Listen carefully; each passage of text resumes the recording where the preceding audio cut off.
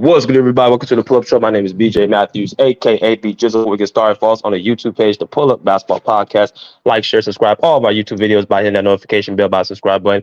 As well, if you'd like to donate to the Pull Up Basketball Podcast, you can do so by going to our Cash App, BJ Matthews, right, and our PayPal at Broderick Masters. You know what I'm saying? Hit the like button, hit the subscribe, hit the share button. Let's get it popping. All right, man. So we got another great topic for y'all tonight. First of all, I want to apologize for not going on live last night. I had an emergency to deal with, so I was not able to make the live last night for LA Clipper Talk.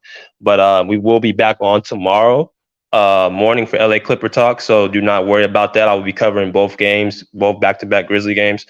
But yeah, I apologize not to be able to make it yesterday. So, but let's get into this short video, man. I had some time to think about this one. I want to talk about a particular team that was, has been shaken up since the, All-Star break, and that team is the Phoenix Suns. Now, the Phoenix Suns, to me, when I look at this team and I've seen them play so far with the acquisition of Kevin Durant, I'm noticing a couple things. First off, they definitely have gotten the buzz of being what they call the favorites, right? The favorite team that's going to come out the West. The team that, is looked upon as being a team that, can come out the West. Now, the West being as shaky as it is, with teams like Denver, the Clippers, Golden State, now Phoenix, all these teams are pretty much in the top of the mix. Memphis, right? But when they had added Kevin Durant, the Suns, became what they call, the favorites. They, he has some people calling this a super team. I do not particularly think this is a super team. I think Chris Paul is no longer that caliber of player to be calling a team a super team, being at 30, going on 38 years old, I believe. Watching him play, definitely not the same impactful player he once was. And that's not taken away from, what he can do, which is still play make. But he cannot, he cannot put the scoring, playmaking, scoring and assistant at the same rate, right? So we have to look at that. We have to also look at, the defense is falling off. We have to look at, like I said, the age, being 38 years old, you're pretty much on your final legs. And I think that was the move why they chose to, get Kevin Durant there. Now the Suns right now are in the 4th seed. They got the Denver Nuggets tonight. They just beat the Timberwolves the other night. And Kevin Durant just recently came back. Now, what do I call the Phoenix Suns? I don't think they're the favorites. I think they're what they call a wild card. See, the Suns as a team, they gave up a lot to get Kevin Durant as far as, their valuable pieces. They gave up their best defender, Mikal Bridges, who's a Defensive Player of the Year candidate last year.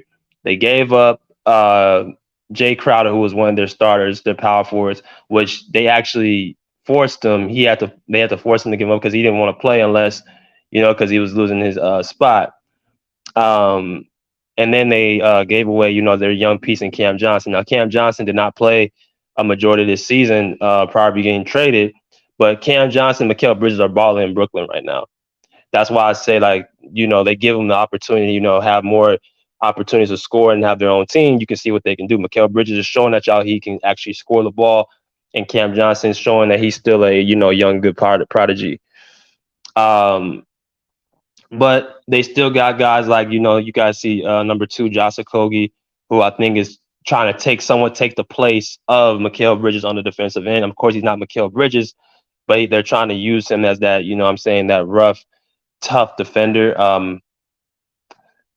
I think he's 6'4". I don't know how much he weighs, but he's pretty, a built dude. They still got Cameron Payne. They still got Landry Shamet. They still got, Bismack Biyombo.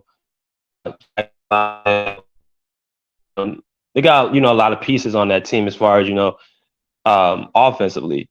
My only thing, TJ Warren, another one, and Terrence Ross. They got a lot of offensive pieces and scorers, right? It's just the defense to me, it's going to be somewhat, they're going to have to, elevate.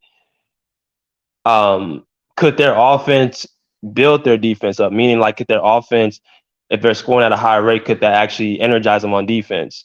Could that make Kevin Durant, who has been solid on defense this year, could that allow him to, reamp his defensive level intensity?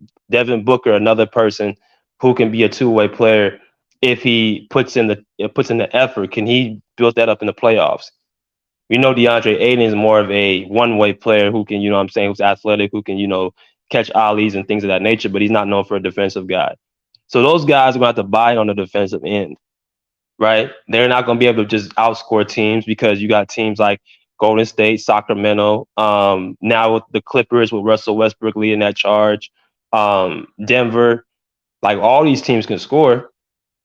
But if you look at the teams like Denver, the Clippers, Memphis, those teams play defense. Now, Phoenix is ranked in the top 10 in defense right now. So they do have the ability to play defense, but here's the difference. That's when a lot of the season they had Mikal Bridges. So you got to remember, just say because you're top 10 on defense, you have to look at the entire season. They don't just go off just the last few games and things of that nature. When I look at their roster, they don't really have too many defensive personnel guys. They have a lot of guys who like to score, right? So they're going to have to fix that. They're going to have to find a way to, counteract that, because once the playoffs happen, the game slows down. That's when the Suns are going to have to, they're going to start seeing who the Suns really are. What is the ceiling for the Suns? Well, like I said, when you add Kevin Durant to any team, you pretty much have a puncher's chance because just of his offensive, the dynamic he brings on offense. But I think a big piece and what's going to tell is Chris Paul. Because Chris Paul, like I said, Phoenix don't really have much of an offense brand. They use a lot of, I won't even say ISO ball, but Chris Paul is the orchestrator of that offense, right? So he has to, make sure everybody's in their spots and everybody knows where they like the ball. So, which I don't deny Chris Paul can't do. He's a floor general for a reason. So he's been doing it for, going on 20 years. So he's definitely, more than capable of leading, the team in the playoffs and put them in the right spots. Like I said, the only thing that I'm really kind of concerned about the Suns is the defense. When they play up against teams that actually play better defense and actually have just as much offense as they do, they're going to be having to, have their hands full. And I think the only way that's going to offset that is if Kevin Durant actually goes into nuclear mode, Devin Booker goes into nuclear mode, right? I think DeAndre Ayton will still have, good points in the series. He's going to have to average somewhere between, I would say, about 16 and 10 in the playoffs.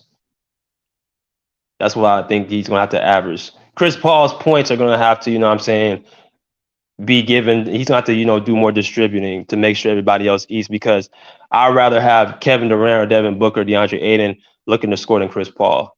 Now, he's going to still find his spots in the mid-range and stuff like that, but as far as the options, on offense to go through, they need to go through those three guys, KD, Devin Booker, and DeAndre Ayton.